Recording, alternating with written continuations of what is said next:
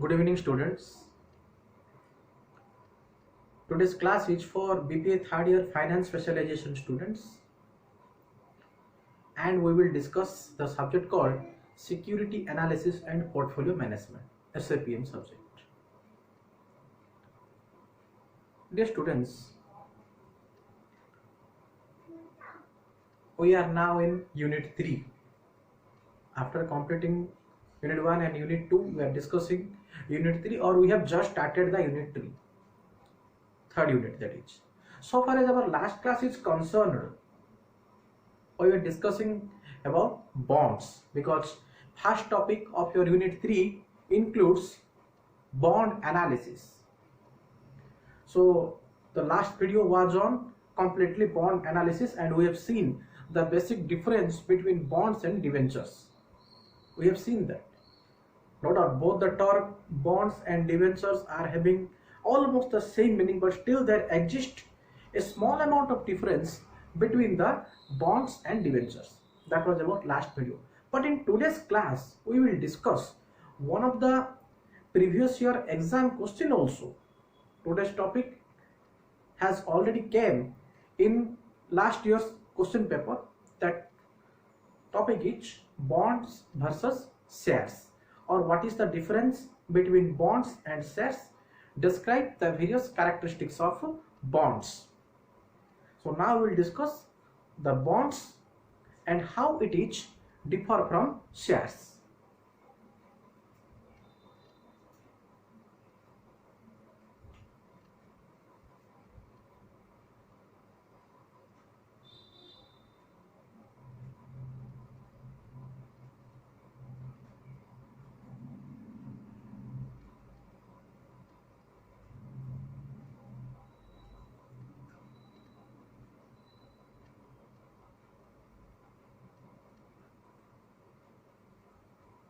Dear students, first, bonds and shares. What is the difference? What is the basic difference?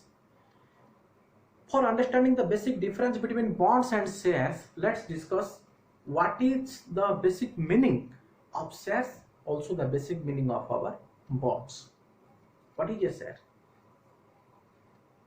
A share represents an unit in the company.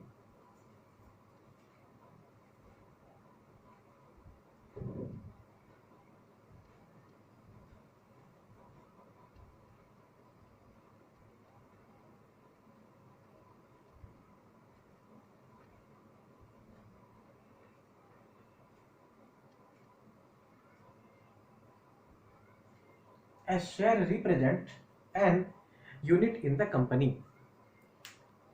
Take one practical example. Whenever the company wants to raise its funds, generally the company is thinking for issuing of shares or issuing of bonds.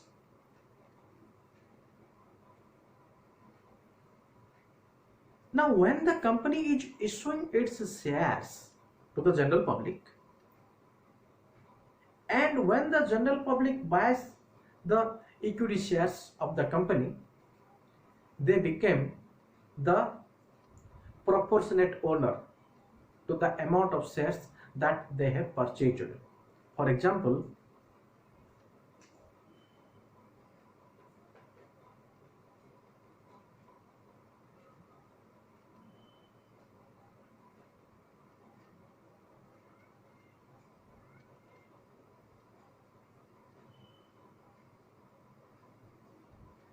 suppose a company issues 10,000 shares. A company issues 10,000 shares, and one particular investor buys 100 shares. So the total shares issued 10,000 units, and one particular investor buys 100 units. So the person who buys the 100 units became the 1% owner, because total shares issued by the company 10,000 shares, and one particular investor buys 100 shares. So the particular investor became 1% owner. It means 1% ownership has been diluted from the company to the individual investor. So when the shareholder buys, it means the person who buys the share known as shareholder.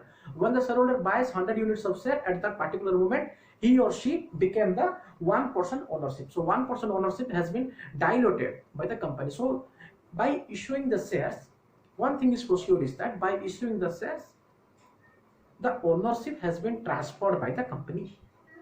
The ownership is transferred by the company to the individual investors or shareholders.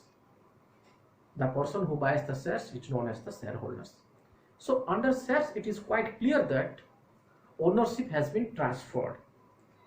Now, if the company thinks that, no doubt, the company requires fund, it's the challenge. But the owners of the company thinks that we will not share our ownership. 100% ownership should always be retained by us. It means 100% ownership is being retained by the company itself. The company does not want to give any amount of ownership to any particular investor, but still the company requires fund. Now it is the situation for issuing of bonds. Dear students, whenever I will use the term bond, simultaneously you take in your mind bond and debentures, because there is not such huge difference between bonds and debentures. It's both the terms, that is bonds and debentures, are having the same meaning. In many of the countries there is no such term called as bonds. Only the term used there is debentures. But in India we use generally bonds and debentures as two separate debt instruments. So whenever I use the word bond, keep in your mind bonds and debentures are having the same meaning. Now the company does not want to transfer its ownership, but still the company required fund. So the company will be thinking for issuing of bonds or debentures to the general public. So it acts as a loan.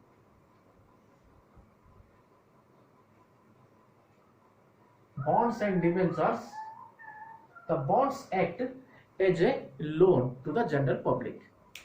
Now whenever the investor buys the bond, it means the investor is giving a loan amount to the particular company. Suppose one particular investor wants to invest, he or she may opt for bank deposits or buy certain government bonds, because in bonds certain extra amount of interest has been given. Or you may say it is the interest of the investors to buy bonds, not to purchase fixed deposit schemes as offered by banks, because different investors are having different mindset. We cannot change the minds of the different individual investors.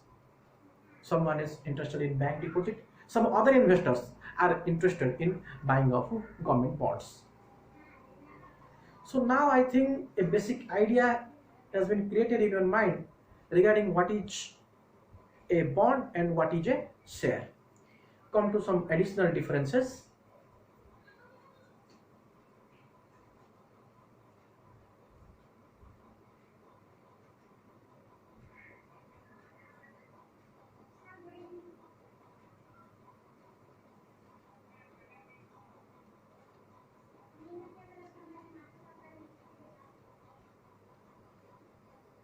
Generally, under bonds, since these are issued by government authorities, I have already discussed it in the last video that bonds are generally issued by the government authorities or government agencies. So generally, risk is very low. Risk is very low because a fixed rate of interest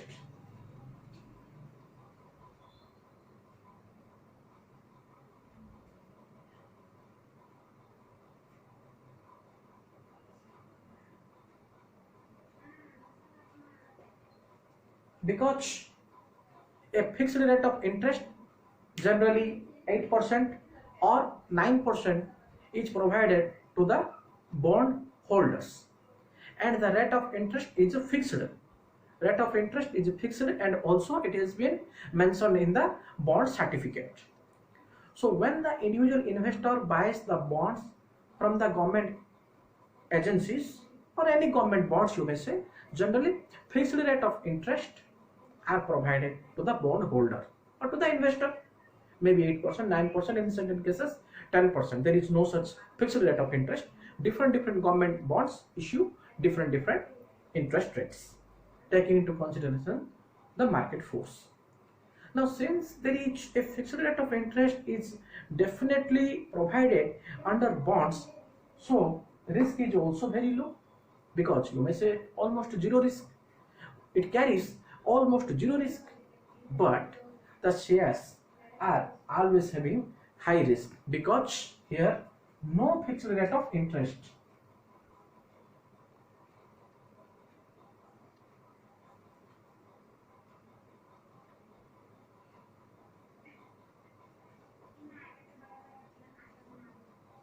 Here no such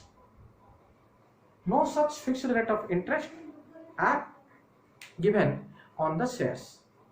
If the market price of the shares goes on increasing, say 20% increase, 30% increase, or sometimes 40% increase, then definitely the dividend price or the return on the shares will also goes on increasing, because the share price will definitely increase. If the share price in the general market goes on increasing, say to 20% to 30%, so generally the return is also 20% to 30%, but here only 8% to 9%. You can see the difference. Under bonds, the rate of interest is 8% and 9%, that is fixed, but here no such rate of interest is fixed. Suppose rate of dividend at the time of purchase is suppose fixed rate of 15%, 15%. Now after 1 year or after 8 months or 9 months, when the share price goes on increasing, say to 20%, 25%, 27%, or even 30%, the rate of interest also varies. It means 15% dividend that is at the time of buying that is mentioned, it may goes up to 27%. So the investor will get here even 27% return, or even 30%, or even more than 30% also in certain cases. And when the share price increases, so if the investor wants to sell his shares or sell her shares, definitely he is going to get, or she is going to get some additional amount, because share price is increasing. At 15 rupees the investor is buying the shares, at 30 rupees the investor is selling the shares, so remaining 15% is the difference. It's a simple calculation. Now it is the case when the investor want to sell, but if the investor does not want to sell, then also his return part will definitely increase, because in the market the share prices are goes on increasing from 20% to 30%. So the investor will definitely get 20% to 30% return, whereas 8 to 9% interest, that is fixed. But if you think that, sir, it is quite better to invest in shares, why to invest in bonds? No, it is a two-edged security, because risk and return always goes simultaneously. High risk, high return, or you may say high return, high risk.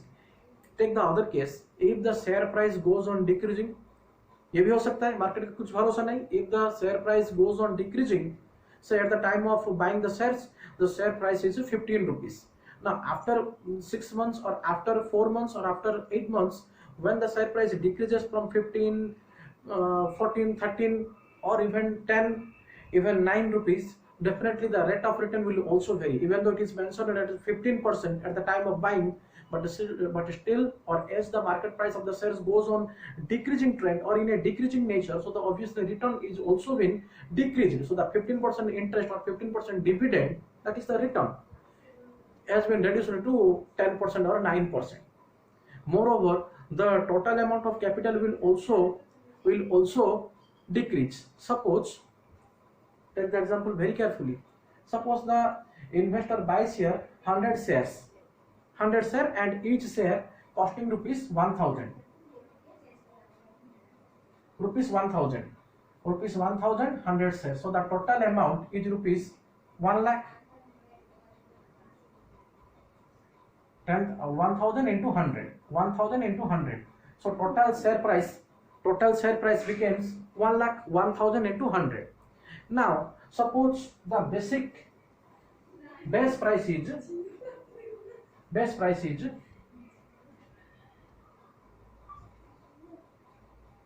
15, or you may say basic price is 15. Now when the share price reduces,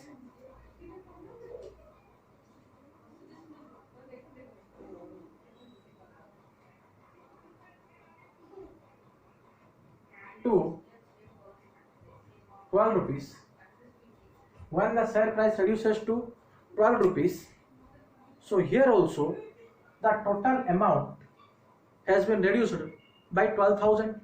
So the capital, because 12 into 1,000, so 12,000. So 1 lakh minus 12,000.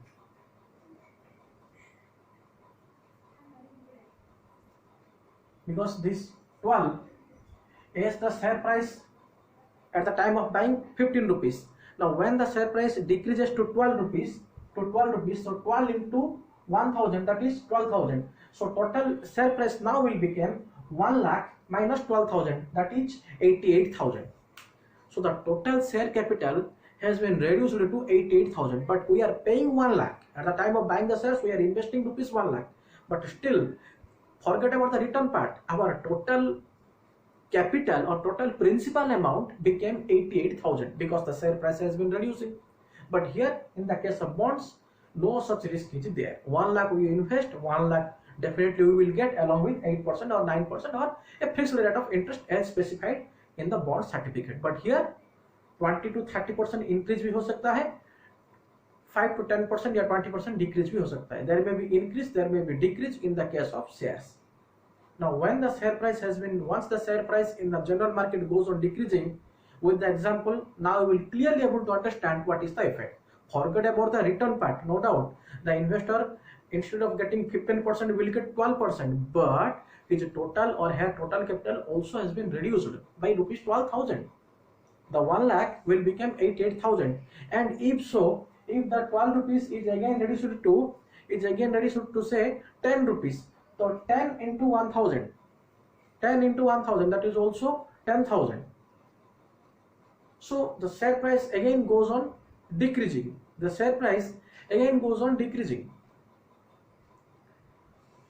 Now it is the case we understand high risk, high return.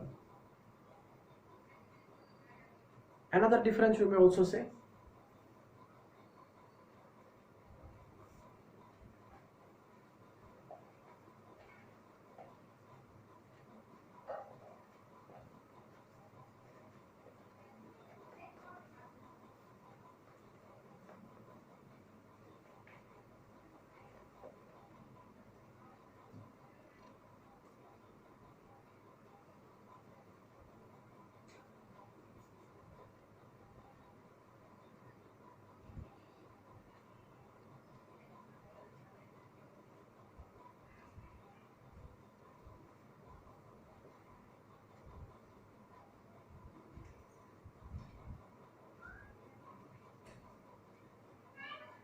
now bonds are generally issued by government agencies, financial corporations, or you may say financial institutions. But shares are always issued by corporate sector, maybe public sector, maybe private sector. Generally shares are issued. Another difference, shares or you may say bonds can be converted into shares. It can be.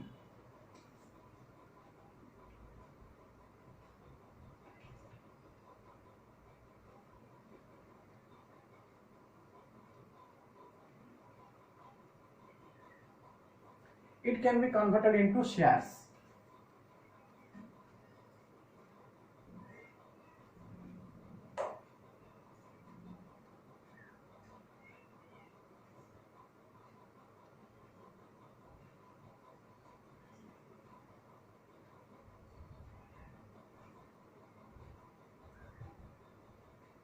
Bonds can be converted, very important difference.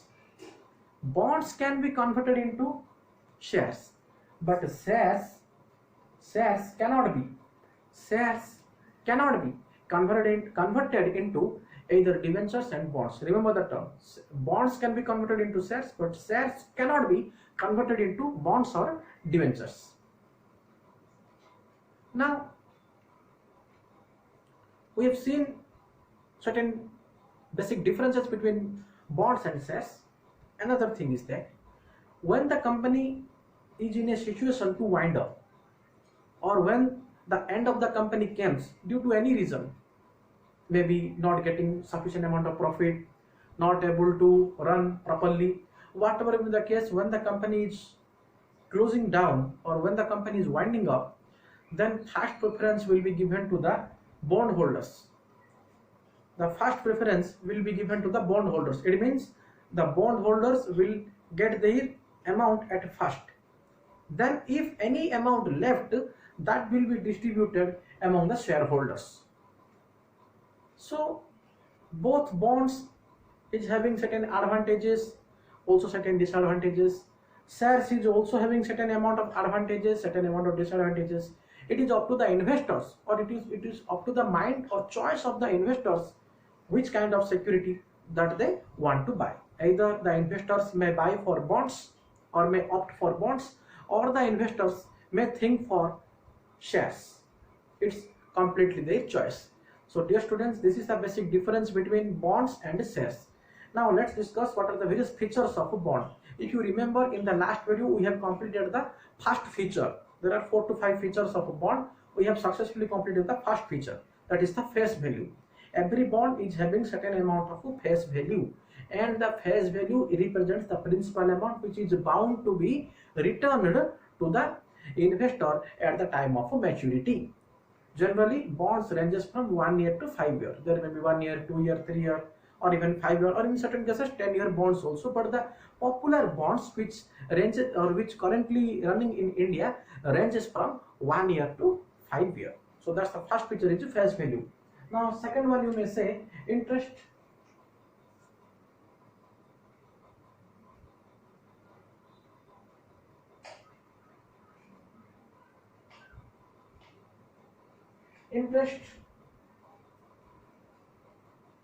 Interest is also offered.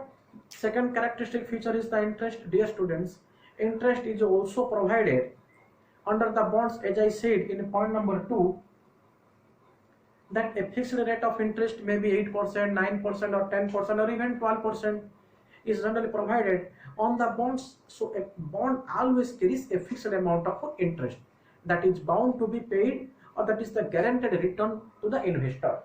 Then third comes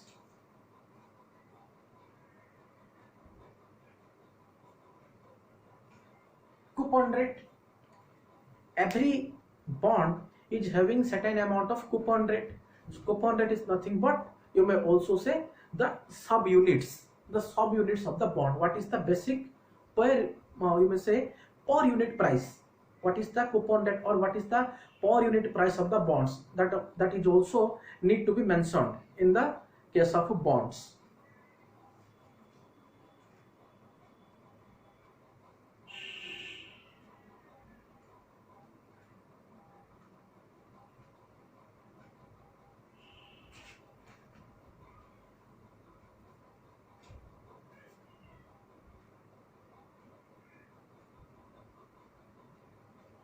Then comes issuer.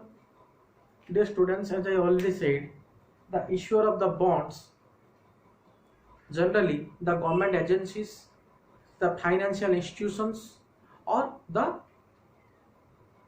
NBFIs, non-banking financial institutions. So generally bonds are, you just remember, bonds are generally issued by the government agencies or various financial institutions. So again, the issuer is also having one of the unique feature.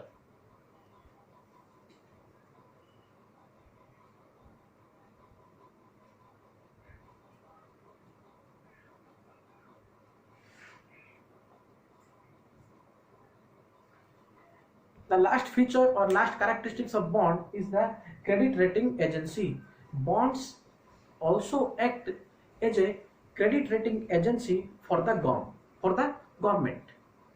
More is the price of the bond, the more will be the market price or value of that particular government agency. Getting my point?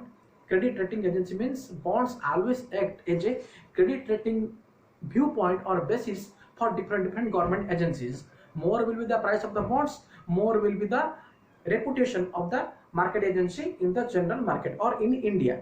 Lower is the bond price of that particular government agencies, lower will be the reputation of the government agency in India, because government agencies are so many government agencies are there. It's not that only one government agency is issuing the bonds. Postal office is issuing bonds, railway is issuing bonds, your various shipping companies is also issuing their bonds. So different municipalities is also issuing the bonds.